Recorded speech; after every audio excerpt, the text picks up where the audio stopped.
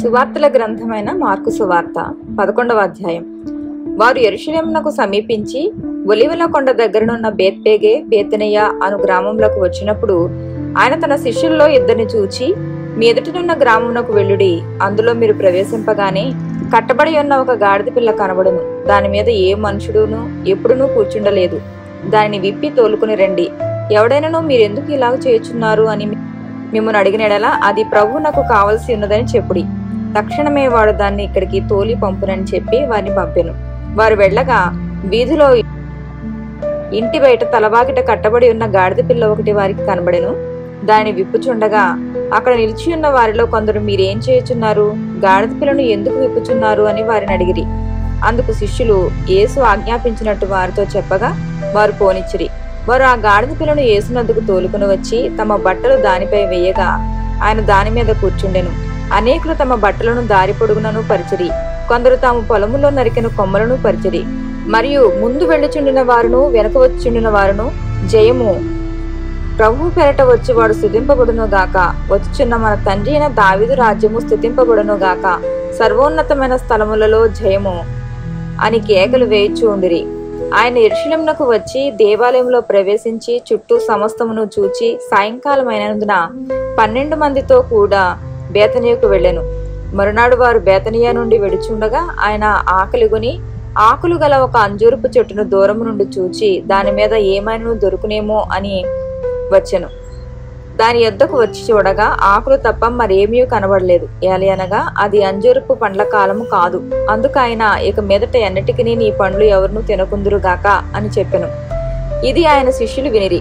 వారు యెరూషలేమునకు వచ్చినప్పుడు ఆయన దేవాలయంలో ప్రవేశించి దేవాలయంలో క్రయ విక్రయములు చేయువారిని వెళ్ళగొట్టన ఆరంభించి రోకులు మార్చి వారి బల్లలను గువ్వలము వారి పీటలను పడద్రోసి దేవాలయము గుండా ఏ పాత్ర అయినను ఎవరిని తీనియకుండెను.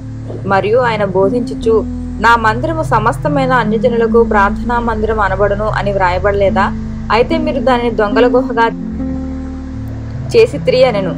శాస్త్రులను ప్రధాన యాజకులను ఆ మాట విని జనసమూహం అంతయు ఆయన బోధకు బహుగా ఆశ్చర్యపడుట చూచి ఆయనకు భయపడి ఆయన నేలాగు సంహరించుదుమా అని సమయము చూచుచూ ఉండిరి.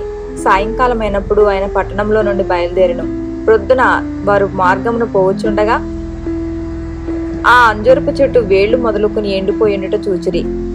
అప్పుడు పేతురు ఆ సంగతి జ్ఞాపకం తెచ్చుకొని, బోధకుడా, ఇదిగో నీవు చెప్పించిన ఆ అంజూరపు చెట్టు ఎండిపోయినని ఆయనతో చెప్పెను. అందుకు యేసు వారితో ఇట్లనెను, మీరు దేవుని యందు విశ్వాసం ఉంచుడి. ఎవడైనను ఈ కొండను చూచి నువ్వు ఎత్తబడి సముద్రంలో పడవేయబడుమని చెప్పి తన మనసులో సందేహింపగా తాను చెప్పినది జరుగును అని నమ్మిన ఎడల వాడు చెప్పినది జరుగునని మీతో నిశ్చయంగా చెప్పుచున్నాను. అందుచేత ప్రార్థన చేయనప్పుడు మీరు అడుగుచున్న వాటి నెలను పొంది ఉన్నామని నమ్ముడి. అప్పుడు అవి మీకు కలుగునని మీతో చెప్పుచున్నాను. మీకు ఒకని మీద విరోధం ఏమైనను కలిగి ఉన్న ఎడలా మీరు నిలువబడి ప్రార్థన చేయనప్పుడెల్లను వాని క్షమించుడి. అప్పుడు పరలోకమందున్న మీ తండ్రియు మీ పాపములను క్షమించును. అనేక ప్రాచీన ప్రతుల్లో మీరు క్షమింపని ఎడలా పరలోకమందుండు మీ తండ్రియు మీ పాపములు క్షమింపడు అని కూర్చబడి ఉన్నది. వారు యెరూషలేమునకు తిరిగి వచ్చిరి. ఆయన దేవాలయంలో తిరుగుచూ ఉండగా ప్రధాన యాజకులను శాస్త్రులను పెద్దలను ఆయన యొద్దకు వచ్చి, నీవు ఏ అధికారం వల్ల ఈ కార్యములు చేయుచున్నావు? వీటిని చేయుటకు ఈ అధికారం నీకెవడిచ్చెను అని అడిగిరి. అందుకు యేసు, నేనును మిమ్మును ఒక మాట అడిగెదను, నాకు ఉత్తరమియ్యుడి.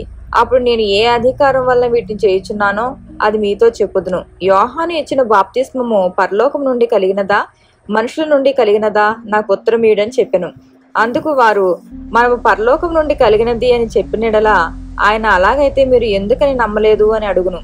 మనుషుల వలన కలిగినది అని చెప్పుదుమా అని తమలో తాము ఆలోచించుకునిరి గాని అందరూ యోహాను నిజముగా ప్రవక్త అని ఎంచిరి గనుక ప్రజలకు భయపడి ఆ సంగతి మాకు తెలియదని యేసునకు ఉత్తరమిచ్చిరి. అందుకు యేసు, ఏ అధికారం వల్ల ఈ కార్యములు చేయుచున్నానో అదియు నేను మీతో చెప్పను అనెను. ఆమేన్.